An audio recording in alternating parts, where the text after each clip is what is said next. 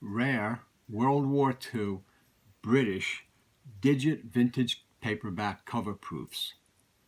Hi, I'm Gary Lovisi, and that's what we're going to take a look at this time. Digit Books was a British paperback publisher from the 50s and 60s and into the 70s. What we're going to show now are some cover proofs. Cover proofs, such as this here, were the actual cover of the book. They're on the cardstock of what the cover was going to be. And they were used by the publisher to give to editors, to the writers, to the artists who did the covers. But mainly they were also used to give to the salesman. The sales force for the publisher went out to the different stores, the bookstores and the outlets in the various cities and towns, and they would show these cover proofs to the various newsstand dealers and bookstore owners and people. Say, here's a book that's coming out, The Fraudulent Broad. It's a war book. It's really good. They would tell you a little bit about the book, and they would just say, like, how many would you want? And said the guy would, and the bookstore owner or whatever would look at it and just say, yeah, okay, I like this. This looks like interesting. I can sell it, and this is what I'll take. How many copies? So this was one way that books were sold by the publisher through their salesmen to the news agents and bookstores and magazine stores and places where where paperbacks were sold. And they use cover proofs. And the cover proofs are pretty cool. They're interesting. They're collectible. The British and digit ones are very kind of cool and rare.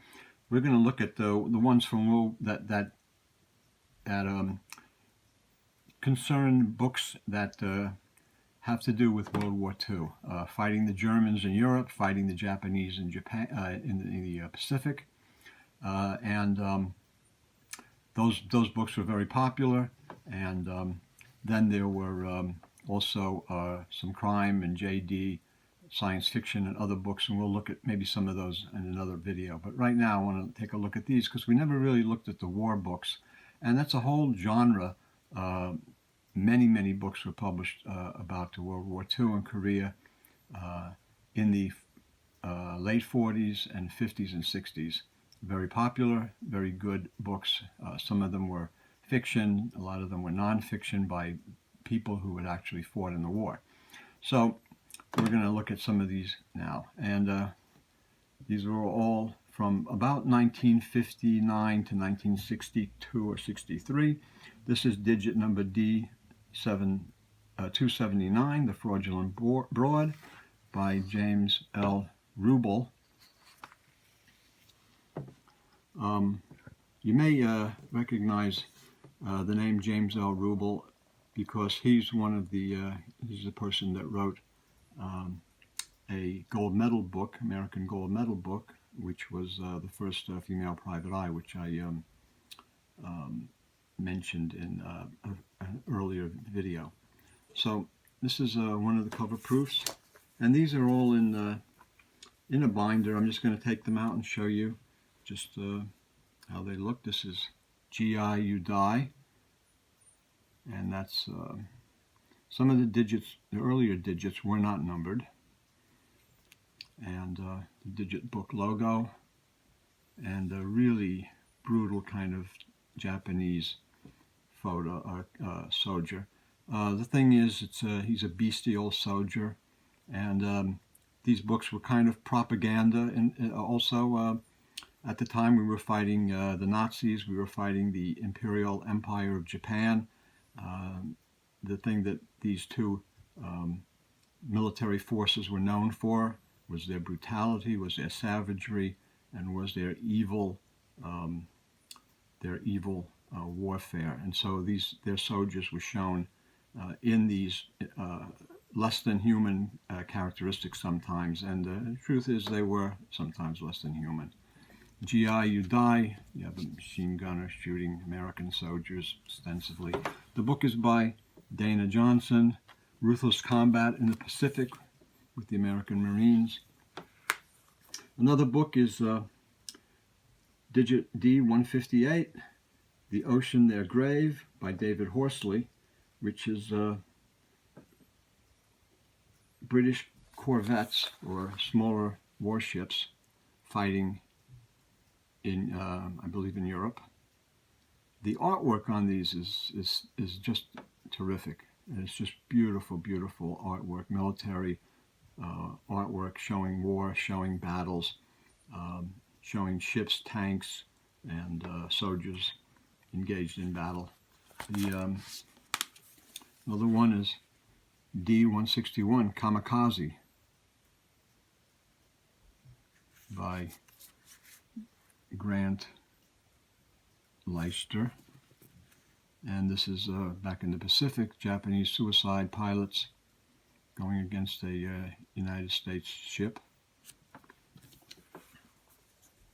Avenging Eagle by Paul Kapusta, D-147, Digit. This is War in the Air over Poland, France, and Great Britain, with a fast, almost looks like a jet, but it's just a fast, maybe a Spitfire, or maybe a Hurricane, one of the faster British planes that fought in the Battle of Britain and fought the Messerschmitts and the other German fighter planes. And on the other side, Digit D-144, Tokyo Intrigue, and it's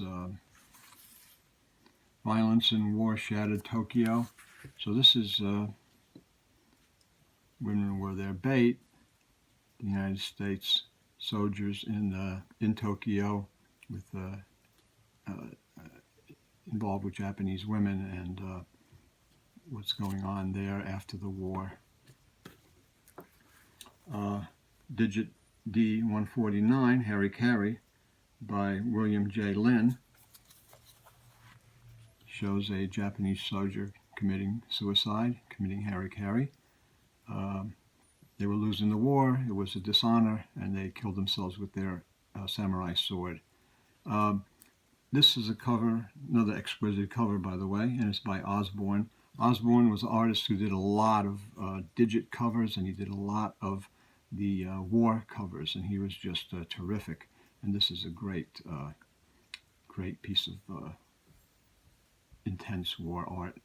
I like the design, Harry-Kari with in the Asian, Japanese lettering. A lot of times on the British paperbacks, the lettering was on the art. The artist put the lettering on the art.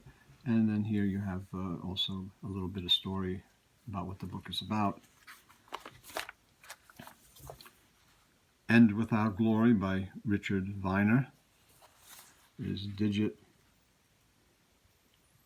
231, and this is in Europe with the fighting the Nazis. Digit D-185 is Speedo by McGregor Urquhart, and it's Hell on Earth under the Nipponese yoke. And here, this is another cover by Osborne. His signature is here.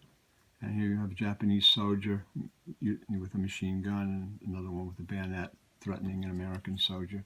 Some of these covers are pretty brutal.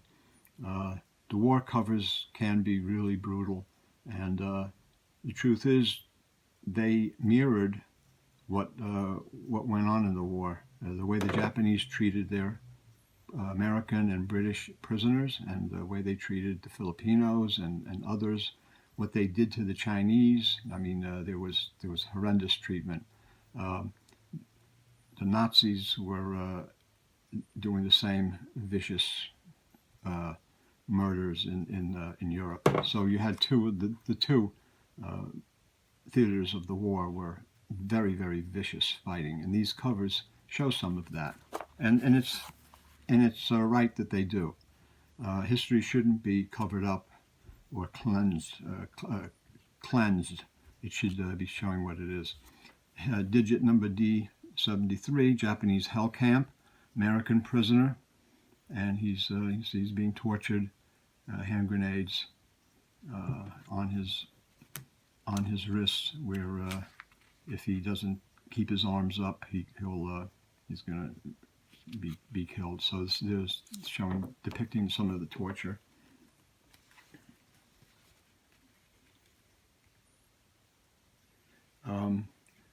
Digit D159, Werewolf by Kurt Gober. Another Osborne cover. Shows the German guerrillas against the invading Allies. The werewolves were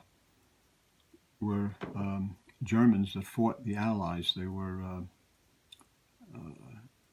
I guess, loyal Nazis to the end, and they fought the Americans and British troops that came into Germany, and they were vicious, and they were pretty much wiped out.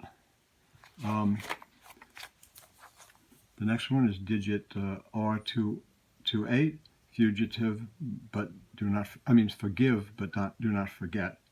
And this is by Sylvia Salvinson. It's not for the squeamish. There's a foreword by Lord Russell, and this is a concentration camp story, and another Osborne cover. Excellent cover art depicting the sadism and the brutality of the German concentration camps.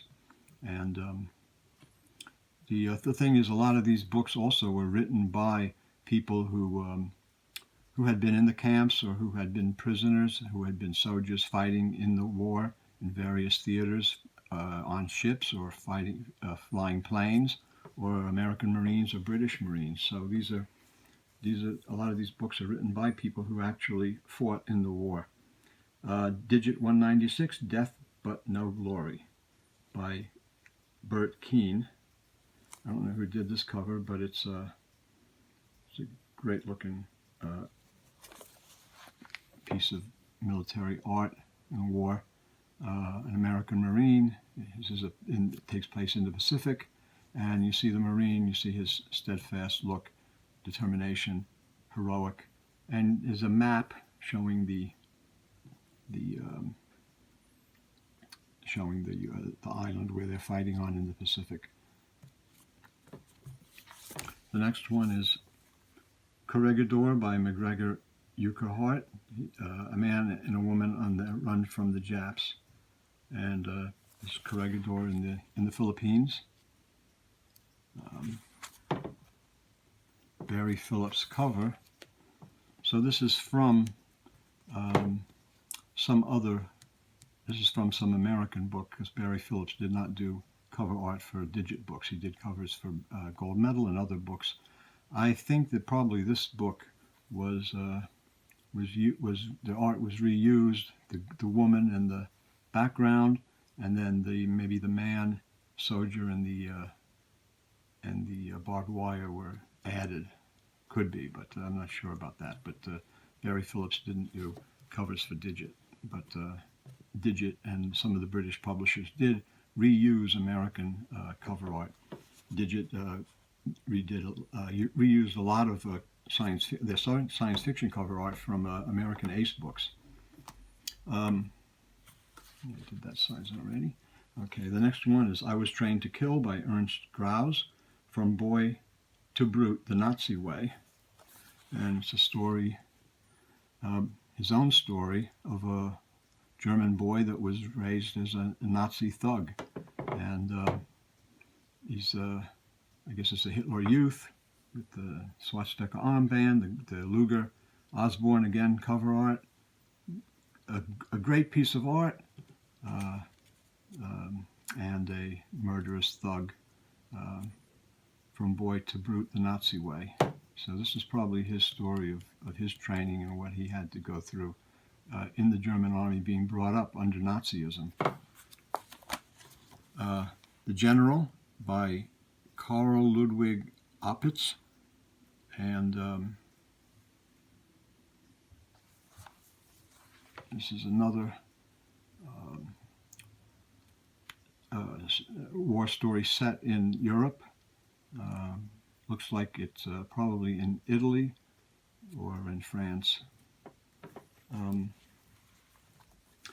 The Deep End by Alistair Gordon Clark is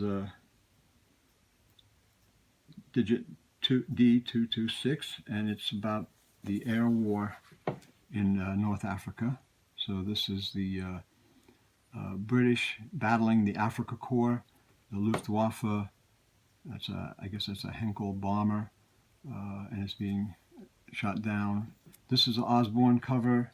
It's interesting that it's only his initials OSB. So this may be it's kind of interesting. I've seen a lot of Osborne war cover art, but I've never seen it OSB. Usually he writes out his entire name very clearly. So that's the Deep End. On the other side is Here Come the Marines by Mark Charles, digit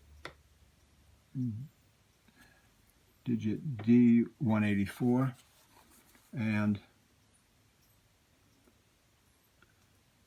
harsh campaigning against the yellow-skinned hordes in the Philippines. So this is again that war propaganda, the yellow-skinned hordes of the Japanese attacking the peaceful people in the Philippines. People in the Philippines were peaceful, and the hordes of Japanese were, of course, under the Empire of Japan,